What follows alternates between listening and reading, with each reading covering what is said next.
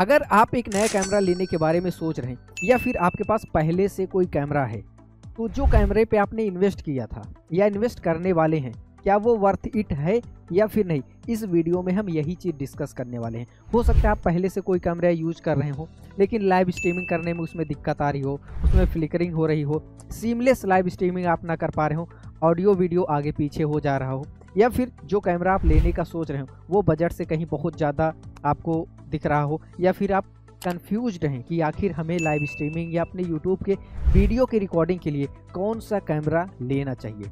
तो अगर आपके मन में भी यही सारे सवाल हैं तो ये वीडियो आपके लिए। बस आपको इस वीडियो को पूरा अंत तक ध्यान से देखना है, क्योंकि इस वीडियो के अंत तक आप ये समझ जाएंगे कि अगर आपके पास पहले से कोई कैमरा है और आप चेंज करना चाहते हैं तो दोबारा उस कैमरे में वो गलती ना करें जो पहले वाले कैमरे को लेते वक्त हुई। तो चलिए हम सीधा मुद्दे पे बात करते हैं और हम आपको बताते हैं कि कौन कौन से वो पॉइंट्स हैं जो आपको ध्यान में रखने चाहिए अगर आप एक नया कैमरा लेने जा रहे हैं तो। नमस्कार, स्वागत है आप सभी का एक बार फिर से। मैं संजय कुमार पटेल, स्मार्ट इन्फोविजन लखनऊ से। तो यहाँ पे आप देख रहे होंगे हमारे पीछे ये 7 पॉइंट हैं। इसी 7 पॉइंट के बारे में हम डिस्कस करने वाले हैं। सबसे पहले आपको कैमरे में देखना चाहिए क्वालिटी। जो भी कैमरा आप लेने वाले हैं वो एक अच्छी क्वालिटी में वीडियो रिकॉर्ड करके आपको देता हो।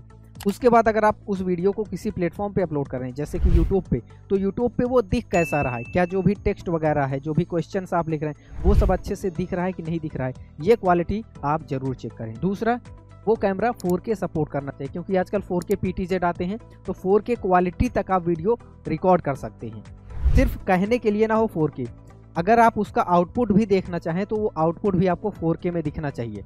ठीक है, तो ये दोनों पॉइंट आपको बहुत ध्यान देना है। तीसरा, हो सकता है जो आपका पुराना कैमरा है उसमें ये सारी दिक्कतें आती हो, सीमलेस लाइव स्ट्रीमिंग ना हो पाती हो, यानी कि ऑडियो वीडियो कभी कभी आगे पीछे हो जाता है या उतनी क्वालिटी में वीडियो लाइव में नहीं दिखता, तो ये सारी दिक्कतें आती हैं। तो आपको एक ऐसा कैमरा देखना है, क्योंकि अगर आप एकेडमिक्स का कंटेंट पढ़ाते हैं तो यूट्यूब पे लाइव जाके आपको बहुत सारी क्लासेस लेनी पड़ेंगी, तो उस वक्त आपका जो वीडियो क्वालिटी है वो एक अच्छी क्वालिटी में दिखना चाहिए, क्योंकि रिकॉर्डेड वीडियो अगर आप यूट्यूब पे अपलोड करते हैं तो ठीक ठाक क्वालिटी में अपलोड हो जाता है, लेकिन जब आप लाइव जाते हैं तो क्वालिटी थोड़ा सा डाउन होती है। तो कितना डाउन होती है, क्या टेक्स्ट ही सही से नहीं दिखती, ये चीज़ आप ज़रूर चेक कर लीजिए कि लाइव में ये कैमरा कैसा दिखेगा, इसकी क्वालिटी कैसी दिखेगी। चौथा है फोकस ब्लर। कई कैमरे में क्या होता है, बार बार फ्लिकर होता रहता है, तो उससे दिक्कत ये आती है कि क्वालिटी गिर जाती है, या फिर जब आप बैकग्राउंड चेंज करते हैं तो भी फोकस चेंज हो जाता है, थोड़ा ब्लर करने लगता है। ठीक है, कई कैमरे में ये होता है कि या तो फेस पे ही फोकस करता है या तो पीछे जो कंटेंट है उसी पे फोकस करता है। आपको जो कैमरा चाहिए टीचिंग पर्पज़ के लिए वो एक ऐसा कैमरा होना चाहिए जो पीछे जो कंटेंट है उस पर भी फोकस करे और आपके फेस पे भी फोकस करे। अभी जैसे आप देख रहे हैं ये जो हम कैमरा यूज कर रहे हैं 4K PTZ है। अब इसके साथ एक ये रिमोट मिलता है, यहाँ पे हमें एक मोड मिलता है ऑटो, तो जब हम ऑटो पे क्लिक कर देते हैं तो सब कुछ एडजस्ट कर लेता है, और फिर हम एक बार क्लिक कर देंगे मैनुअल पे। अब लाइट कम ज़्यादा हो, हम आगे पीछे हो या इधर घूमें या फिर बैकग्राउंड चेंज करें तो बार बार ऐसे ऐसे जो स्क्रीन होती फ्लिकर होती वो नहीं होगी, एक अच्छी क्वालिटी में वीडियो रिकॉर्ड होगा। तो ये चीज़ आप ज़रूर चेक कर लीजिए कि फोकस और ब्लर उस कैमरे का कैसा है। अगला पॉइंट है ड्यूरेशन रिकॉर्डिंग, यानी कि जो आप रिकॉर्डिंग कर रहे हैं कितनी देर तक आप रिकॉर्डिंग कर सकते हैं। अगर आपको लाइव जाना है तो कितनी देर लाइव जा सकते हैं। कई कैमरे में दिक्कत आती है 25-30 मिनट 40 मिनट बाद वो हीट करने लगते हैं या क्वालिटी डाउन होती चली जाती है, या कुछ कैमरे होते हैं 1-1.5 घंटा चलते हैं। आपको जितनी देर क्लास लेनी है, जितनी देर लाइव जाना है, आप चेक करिए अपने अनुसार कि कितनी देर वो रिकॉर्डिंग कर पा रहा है, कितनी देर तक हम उसमें लाइव जा पा रहे हैं, कितनी देर बाद क्वालिटी डाउन होना शुरू हो जाती है।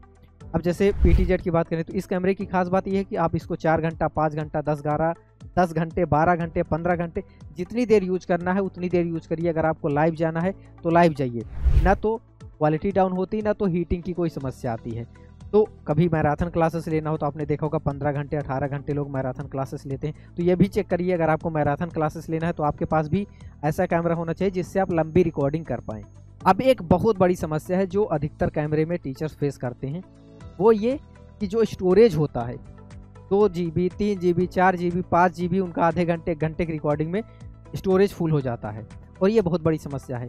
अब जैसे ये PTZ की हम बात करें तो इसमें अगर आप रिकॉर्डिंग करते हैं 1080 वाले रेशियो में और आधे घंटे की रिकॉर्डिंग आप करते हैं तो 600 से 700 MB के बीच में आपका डेटा लेता है, यानी कि स्टोरेज कम लेता है लेकिन क्वालिटी हाई रखता है।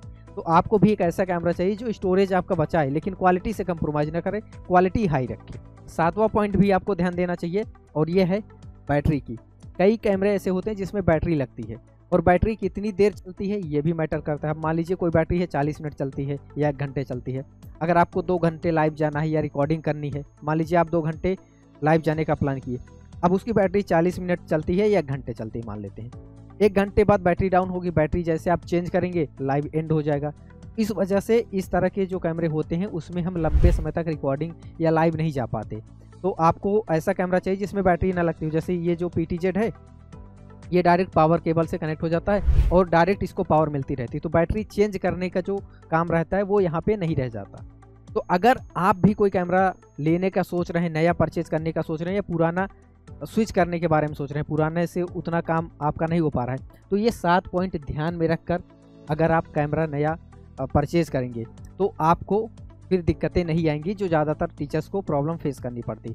और सबसे बढ़िया अगर आप हमारी रिकमेंडेशन माने तो आप 4K PTZ कैमरा ले सकते हैं टीचिंग फील्ड के लिए। अभी मान लीजिए ये एक वरदान है, बहुत अच्छा कैमरा है, इसमें कोई भी दिक्कत नहीं आती। आप चाहें तो इसका डेमो वगैरह भी ले सकते हैं, खुद आप चलाकर देख सकते हैं। बाकी अगर आपका कोई सवाल है तो आप कमेंट करिए, मैं उसका जवाब ज़रूर दूंगा। इस वीडियो को पूरा अंत तक देखने के लिए आपका बहुत बहुत धन्यवाद। आपसे फिर मुलाकात होगी अगले वीडियो में, तब तक के लिए नमस्कार।